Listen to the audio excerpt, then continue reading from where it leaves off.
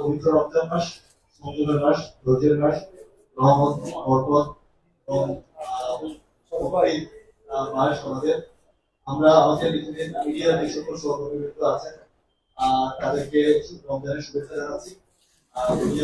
Media আপনারা জানেন যে সমাজে আসলে দর্পণের ন্যায় ভূমিকা।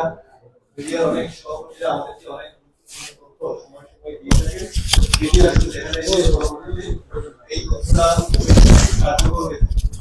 আমি পবিত্র রমজান মাসে এই ইফতার ও দোয়া মাহফিলে এখানে যে সকল মিডিয়া সহকর্মীগণ আছেন এবং অন্যান্য আমাদের গ্লোবাল স্কাউটের অনেককে দেখতে পাচ্ছি বা অন্যান্য পেশাজীবী যারা আছেন, সকলকে পবিত্র রমজান মাসে আমাদেরকে যে শিক্ষা, আমরা যেন সেই শিক্ষাটা নিজের মনের মধ্যে, অন্তরের মধ্যে, নিজের দিলে যেন সেটি ধারণ করতে পারি এবং সেটি যেন আমরা সারা বছর এই রমজান থেকে যে শিক্ষা, যে সংযম, যে ধৈর্য আমরা লাভ করবো, এই জন্য আমরা সারা বছর ধারণ করতে পারি ধর্মীয় অনুশাসন।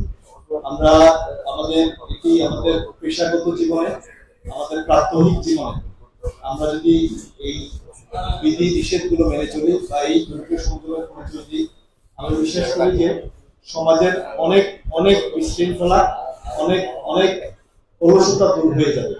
যে আমরা যে জানি যে শহীদের রক্তে সেও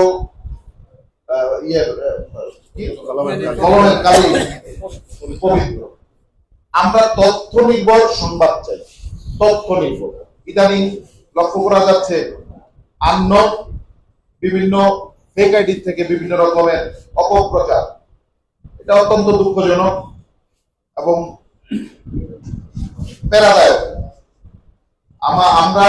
আমরা চাই সুন্দর বোয়ালখালী করতে, সেইটা নির্মাণের লক্ষ্যে আমরা যারা উপজেলা প্রশাসনে আছি, পাশাপাশি আমাদের বোয়ালখালী প্রেস ক্লাবের সদস্য যারা আছেন, তারা একেবারেই বিশেষ করে আমার সাথে অঙ্গাঙ্গি যেভাবে জড়িত। আমি আমার অন্তরস্থল থেকে কৃতজ্ঞতা জানাই সেই সব ভাইদের যারা তথ্য নির্ভর এবং যুক্তিসঙ্গত এই সংবাদ পরিবেশন করেন। আমরা সেটাই চাই, সেটার আলোকে কাজ করতে খুব সুবিধা হয়।